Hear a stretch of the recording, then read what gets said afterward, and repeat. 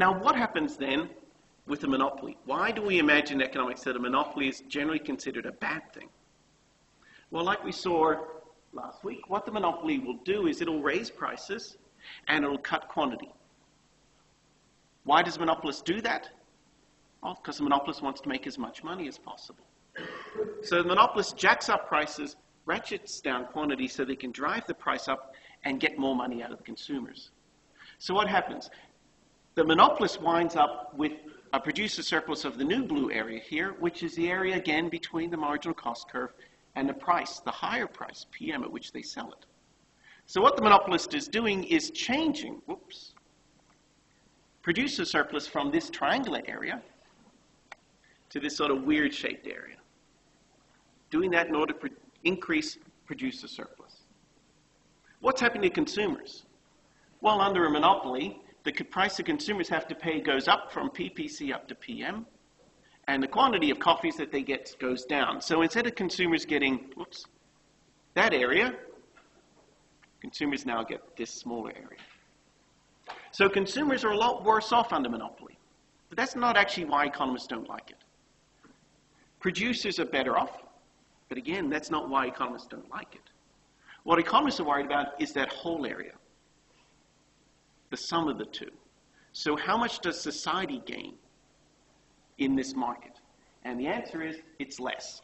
Because before, under perfectly competitive industry, right, the price was PPC and the quantity was QPC, and the social surplus was the whole triangular area there, the red plus the blue.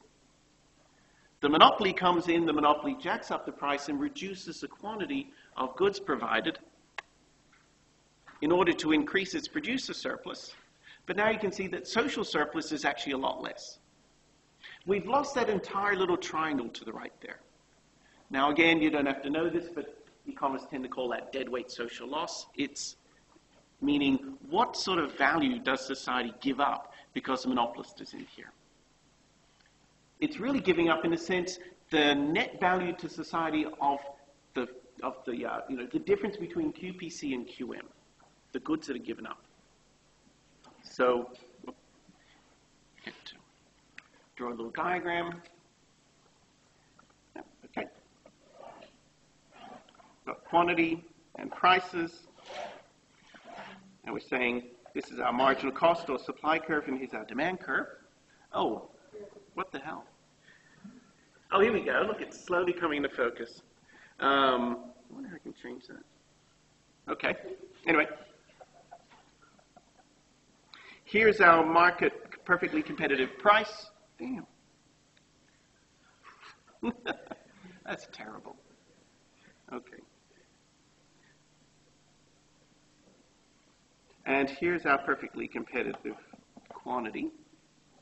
Right? However, the monopolist doesn't care about that. What the monopolist wants to do is make money. So the monopolist raises the price up to something like here.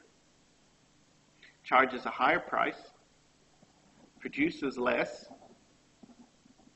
and the monopolist then gets to keep this all as producer surplus. The consumers only get this little amount up here as consumer surplus. Oh, God. And this whole area here, the green shaded area, which eventually come into focus, is called deadweight social loss. That's the cost to society of the monopolist operating here. That's why economists oppose monopoly generally. It's because the monopolist, in a sense, leads to there being less value out there. Why does a monopolist do that? Not because they're evil, right? Why does Telstra charge us so much damn money for their services? The answer is because they can. Why do they do that? Because they want to make money for Telstra shareholders. Because that's what makes sure that the Telstra CEO gets to keep his job and everyone underneath him. It's not because monopolies are inherently evil or they don't like people. It's just that it's in their best interest to do that. So they will. Whenever a monopolist can, it's going to try to raise prices. Why? Because that'll make it more money. And if you're the CEO, that's what will get you the big end-of-year bonuses. Simple as that. But it's not true that economists oppose all monopolies. Like I said last week, there's some monopolies like patents. So a patent is actually a monopoly. I've said only you can produce Viagra. That's it. The government doesn't allow cheap Indian imports of something like Viagra to come into Australia. Why? The answer is because we want to see more drug development. What we do is we make sure that the people who develop drugs get to have a large amount of profit, the large blue area. That's why we allow them to charge those sorts of prices, because we want to see future drugs. And in order to do that, you need to make sure that the people can recoup some of the costs of drug development, like through monopoly profits. But in most other cases, economists oppose monopolies because we think they reduce social value, make society worse off. So, do markets always lead to the best outcome for society? So we saw that a perfectly competitive market did. It maximized the area between the demand curve and the marginal cost curve. Right? Perfectly competitive industry with perfectly competitive prices and quantities. And so in general, economists say, well, markets should just operate. You don't need to bugger with them. Because a market, if it is doing that, is already getting the most value out of this market that you can get. A perfectly competitive industry will produce the most value if this is working.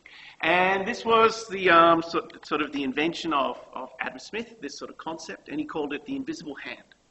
What he basically said is markets operating by themselves, if this is true, if we're in a perfectly competitive industry, will extract the most social value.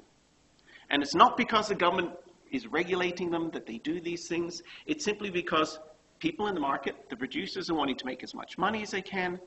The consumers are wanting to get the best goods that they can at the cheapest prices.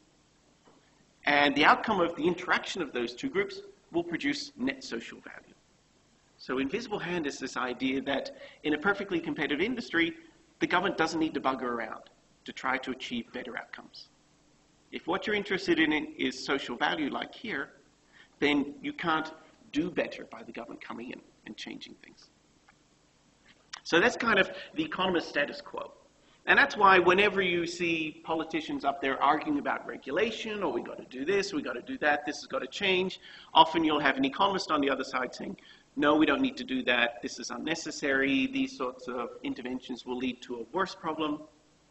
That's kind of the economist's default. But this doesn't mean that economists always think the markets should not be regulated. Right? This one is an obvious example.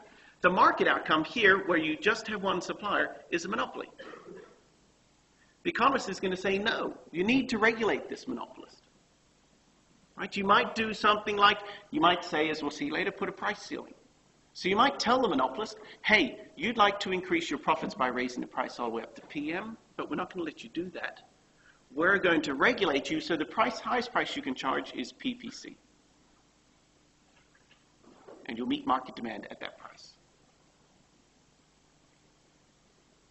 So economists are all often are accused of being sort of market fundamentalists.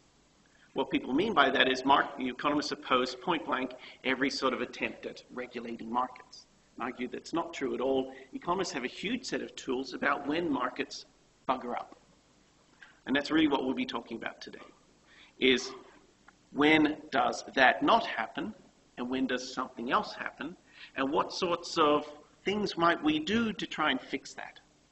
So this not working is what's called market failure, and what I'm looking for is to talk about some public solutions. What sort of interventions can we have to try to make markets work a bit better? So no, economists all the time argue about market intervention. They just, though, take the blank assumption, unless you say otherwise, don't mess with markets too much. If you can find a good reason, like a market failure, absolutely you might need to intervene. But otherwise, no, there's no necessary sort of blanket reason why the government should go out there and try to change market outcomes.